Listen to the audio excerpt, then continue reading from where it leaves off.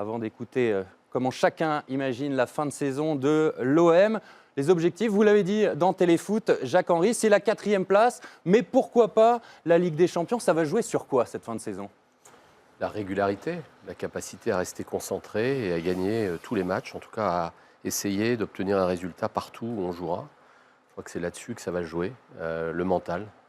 Et donc on a une équipe qui est un vrai bloc. Je crois que ça se sent quand vous voyez les passes décisives qu'ils se font de plus en plus. Dimitri, Costas, on sent qu'il y a quelque chose dans cette équipe, que Rudy Garcia a réussi à trouver un esprit collectif, un équilibre qui est performant. Maintenant, la difficulté dans le sport de haut niveau, c'est justement de maintenir un niveau de performance semaine après semaine. Et quand je dis semaine après semaine, 3-4 jours après le dernier match, c'est ça qui est difficile. Mais je pense qu'on a un bon groupe qui peut aller loin. De ne pas lâcher 2 points comme à Saint-Etienne alors que tu as le contrôle du match. Point Ça va très se important. jouer là-dessus et que finalement tu baisses un peu de rythme, tu mets moins de pression, tu réagis parce que ça égalise. C'est ça qui fera la différence. Et ça sera le cas pour Marseille, pour Monaco et peut-être Lyon si ce soir Lyon revient dans la course. Mengouz, qu'en pensent les supporters de l'OM? Est-ce que vous comprenez ce cap fixé par le président, 4e place, ou vous aimeriez qu'ils disent tout de suite on joue la 2e place? Après, je pense que l'objectif en début de saison, c'était la 4e place, comme l'a dit le président. Mais de jour en jour, de mois en mois, on voit que de match en match, on voit que l'OM a quand même une place importante en haut de tableau. On est à l'heure d'aujourd'hui, on est 3e. Je pense qu'on peut viser au plus haut de ça, plus haut que la 4e place. Et je me permets de poser une question au président, c'est de savoir si, à l'heure d'aujourd'hui, vous avez revu l'objectif de début de saison qui était la 4e place. Parce qu'à l'heure d'aujourd'hui, on est 4e, enfin on est 3e. Je ne me vois pas être 4e et je pense que l'attente des supporters de l'OM, c'est une qualification Ligue des Champions, ce qu'on attend depuis très longtemps. C'est vrai que 4e, ça serait un peu perdre le petit championnat face à Lyon et Monaco. C'est sûr qu'on est dans la course aujourd'hui. Donc évidemment, on ne va pas se contenter d'une 4e place si on peut aller chercher la 2e. On va tout faire pour essayer de se qualifier pour une Ligue des Champions. On n'avait pas prévu de le faire dès cette saison, qui est notre première saison complète depuis notre arrivée à la tête du club. Donc on va évidemment tout mettre en œuvre pour se qualifier. Là, il y a une injustice dans le football européen, mais ça ne sert peut-être à rien de crier à l'injustice. C'est que la France est le seul des 5 grands pays européens qui bénéficie de 2 places, 2 accès directs en Ligue des Champions. C'est anormal. C'est une injustice. Bon, il faut faire avec. Si on termine 3e, il y aura des barrages avec le lot d'incertitudes liées à ces matchs. Mais évidemment, si on peut être 2e, on fera tout pour le faire. Quand tu fais on va dire une analyse de début de saison, que tu mets les forces en présence, je pense que la 4e place était quelque chose d'assez logique par rapport au projet de l'OM. Tout à fait. Mais voilà, là, on est le 11 février. Ils sont dans la lutte. Voilà, tu mettais une équipe notamment comme Monaco par rapport à la saison qu'elle avait faite, au-dessus, et donc ces 2 places de Ligue des Champions. À partir du moment où tu es à ce stade de la saison, que tu es si proche de cette 2e place, c'est sûr que tu as cet espoir-là. Et puis surtout, je pense qu'il y a une stabilité, que Rudy Garcia il a trouvé son équipe, et que donc cette constance va permettre à l'OM d'arriver très près, on va dire, de cette 2e place. Et en effet, ça se jouera sur 2 matchs, peut-être un d'ailleurs, qui fera la différence, un match. Lyon. Voilà. Parlons des. Il y a une équipe que vous redoutez le plus entre l'OL et Monaco, que vous placez au-dessus de l'autre, ou vous mettez les 2 sur un pied d'égalité? Non, je ne crois pas. Je crois qu'on les met sur un pied d'égalité. Ce sont des équipes difficiles à jouer, avec des qualités aussi différentes. Il faut savoir s'adapter à l'adversaire, de toute façon. Mais il ne faut pas non plus se focaliser sur ces équipes. Je crois qu'on a vu que semaine après semaine, il est difficile d'aller gagner à l'extérieur. Il sera probablement difficile, y compris à domicile, de battre Bordeaux, qui a connu une reprise tonitruante depuis le tout début janvier. Donc chaque match est difficile. Il ne faut pas se concentrer uniquement sur les concurrents directs, parce que les points, on les perd aussi face à des équipes qui, sur le papier, semblent bien inférieures. On va parler des 2 autres compétitions. On va voir une photo de Jean-Pierre Papin avec la Coupe de France en 1989. Ça fait 29 ans que l'OM n'a plus gagné la Coupe de France. Est-ce que ça va devenir un objectif cette saison ou les suivantes, retrouver cette coupe? Je crois qu'il y a une histoire spécifique entre l'OM et la Coupe de France, ça c'est évident. J'en ai quelques-unes dans mon bureau, donc je les regarde tous les jours. Je crois que les joueurs ont vraiment envie d'aller loin dans cette compétition cette saison. Donc ils vont tout faire pour essayer de battre Paris entre leurs deux matchs contre le Real. Ça va être évidemment très difficile, mais moi je pense qu'ils peuvent le faire, y compris à Paris. Et après tout sera ouvert. Est-ce que les supporters font un choix entre les 2 déplacements à Paris, entre le championnat et la Coupe de France? S'il faut en gagner qu'un de ces 2 matchs-là? On gagne les deux. Vous êtes sur la on est même optimiste. ligne que en votre fait. président. Non, en fait, Ouais, c'est vrai, ouais. nous sommes optimistes, en fait. C'est-à-dire qu'on a le championnat. C'est quelque chose qui va être compliqué, on ne va pas se mentir. On va jouer contre le PSG à domicile. Ils vont nous recevoir 2 fois chez eux. Bon, ils ont eu quand même un peu de chance d'avoir eu ce tirage au sort de Coupe de France pour que 3 jours après, on reste à Paris pour jouer la Coupe de France. C'est malheureux. Mais j'ai envie de vous dire quand même que c'est possible de faire un résultat en championnat contre le PSG. Et après, c'est noir ou blanc en Coupe de France. On peut le faire. On peut le faire. Impossible n'est pas Marseille. Aucun club français n'a jamais gagné la Ligue Europa. C'est une anomalie? Oui. Je pense que c'est une anomalie. Alors on me dit que certains clubs n'ont jamais vraiment joué cette compétition à fond, peut-être à part Lyon, justement, qui a connu un parcours exceptionnel la saison passée.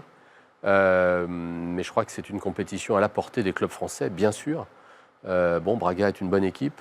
On a vu aussi que ce sont des matchs souvent pièges. On va essayer de donner le maximum pour être toujours vivant dans cette compétition. Puis tu te construis une expérience en Coupe d'Europe. Ça peut être même préparatoire à la Ligue des Champions. C'est pour ça que j'ai toujours été très surpris, c'est vrai, ces dernières années, que les clubs français semblent lâcher cette coupe. Gagner la Ligue Europa, c'est pas gagner la Ligue des Champions. Mais enfin, c'est déjà le début de quelque chose et surtout faire des matchs européens de bon niveau, quoi. Quel est le plus important pour les supporters? C'est être deuxième pour retrouver la Ligue des Champions ou gagner un trophée? C'est assez délicat comme question. Mais si on pourrait être deuxième et gagner un trophée aussi, ça serait pas mal. Après, à un moment donné, il faut être optimiste. C'est beau, il faut être optimiste. On a envie de gagner des titres, on a envie de prendre cette 2e position en championnat. C'est sûr que de tout jouer d'un coup, championnat, Coupe de France, Coupe de Europa League, ça va être compliqué. Mais si les joueurs sont là, s'il n'y a pas trop de blessés, parce que voilà, on a vu aussi Steve Mandanda qui a eu une petite déchirure musculaire et qui est absent pendant 3 semaines, ça va un peu nous mettre un peu dedans en fait. Mais tout est jouable. Il y a une autre dimension qui est importante, c'est que je regrettais tout à l'heure que la France n'ait que 2 places en Ligue des Champions. Pour en avoir 4, il faut passer 4e nation européenne. Et pour passer 4e nation européenne, il faut accumuler des points. Et comment on accumule des points pour dépasser les nations qui sont devant nous? En jouant aussi l'Europa League jusqu'au bout, pas seulement la Champions League. Donc il faut que les clubs français fassent le nécessaire pour essayer justement de gagner des places, de gagner des points au classement UEFA. C'est important. Je vous ai promis de vous libérer à midi. J'ai 2 petites questions rapidement. Dans Téléfoot, il y a un supporter qui vous demandait si vous alliez recruter un grand avant-centre. Est-ce que ça va être le cas l'été prochain ou est-ce que vous vous contenterez de Mitroglou qui déçoit les supporters de l'OM? Le grand attaquant aujourd'hui, c'est l'équipe. Voilà. On a une équipe où, si vous regardez bien, je crois qu'il y a 5 ou 6 joueurs qui ont 6 buts ou plus. Ça, j'aime bien ça. Parce que ça veut dire donner des options au coach, lui procurer des solutions selon les matchs, selon l'adversaire. Et ça, déjà, c'est quelque chose de positif. Quant à Costas, moi, je suis persuadé que c'est un grand joueur, que c'est un attaquant de grande qualité. Il va le démontrer. Je vous rappelle qu'à Marseille, comme dans d'autres clubs, il y a des attaquants qui ont mis un certain temps avant de percer, avant de trouver leur équilibre. Et donc, il faut le soutenir. Et j'étais très heureux que les supporters de l'OM, la dernière fois qu'il est rentré au Vélodrome, l'ait applaudi, l'ait encouragé, parce que c'est comme ça qu'on lui donnera confiance et qu'il s'améliorera sur le terrain. Pour conclure, le Champions Project, quand est-ce que l'OM sera champion? Écoutez, l'OM fait tout pour gagner des titres à moyen terme et gagner le championnat, y compris le championnat. On l'a vu avec Monaco, on peut déstabiliser, on peut battre le PSG, on n'est pas passé loin cette saison. Et donc ça, c'est aussi quelque chose qui nous a donné encore plus confiance et qui nous a permis d'afficher les résultats qui sont les nôtres aujourd'hui. Mais on sait que dans le foot, tout va très vite, dans un sens comme dans l'autre. Donc il faut rester concentré et toujours beaucoup travailler. Et comment veux-tu rivaliser avec le Paris Saint-Germain, avec les Compliqué, moyens là. qu'ils ont, qui sont disproportionnés? Ils peuvent faire aller peut-être une fois tous les 5 ans une saison ratée, et là, tu as une équipe qui arrive à gagner. Au soir ce de la titre. 5e La journée, différence, elle est énorme. au soir de la 5e journée, l'OM était déjà à 8 points du PSG. Ça veut dire que depuis, vous n'avez perdu que 3 petits points. Face à Paris, il faut voir ça aussi. Oui, enfin, Il y a eu match sur les 4 derniers mois. il y a eu match. Moi, ce que je retiens, c'est qu'il y a eu surtout un beau match au Vélodrome, qui était un match d'une intensité exceptionnelle et qui, je trouve, était un beau symbole de ce que doit être cette équipe. Une équipe de combattants, une équipe de guerriers, une équipe de joueurs qui sont hargneux dans le bon sens du terme, qui vont au contact dans le bon sens du terme. Et c'est comme ça qu'on a failli gagner ce match. Là, il y en a 2 qui s'approchent à l'extérieur, à Paris. Ben, on va essayer de renouveler cette performance. Voilà. En tout cas, de donner le meilleur de nous-mêmes. Pour laisser partir votre président avec le sourire, on se souvient que les supporters adoraient l'OM de Bielsa. Elle vous fait rêver aussi, l'OM de Garcia? Bien sûr. Ce qu'on a vu avec ce qui se passe à Lille, on est très heureux de l'arrivée des nouveaux actionnaires de l'OM et aussi du président Jacques-Henri Hérault. Après, Bielsa, c'était une époque, il est resté une année à l'OM. Il a ébloui tout le monde, il nous a fait rêver. On n'a pas eu cette chance d'être qualifié en Ligue des Champions avec Marcelo Bielsa, mais après, c'est quelqu'un qui nous a hantés. Je pense qu'à l'heure d'aujourd'hui, on parle toujours encore de Bielsa. Après, pour ce qui est de Rudy Garcia, il se cherchait un peu en début de saison. À l'heure d'aujourd'hui, il a trouvé la bonne tactique, il a trouvé son bon 11 de départ, ses joueurs types. Moi, je lui fais une totale confiance. Après, c'est vrai qu'on enchaîne match par match. Là, je pense que le mois de février, ça va être très consécutif pour le reste de la saison. Parce qu'on joue les 3 compétitions. On joue le championnat, on joue la Coupe de France et l'Europa League sur le mois de février. Ça va être compliqué. Mais je fais confiance à Rudy Garcia et aux joueurs de l'OM. Ah oui, n'oublie pas, clique sur le logo Téléfoot au milieu de ton écran pour ne rien rater du contenu exclusif de la chaîne. À la prochaine!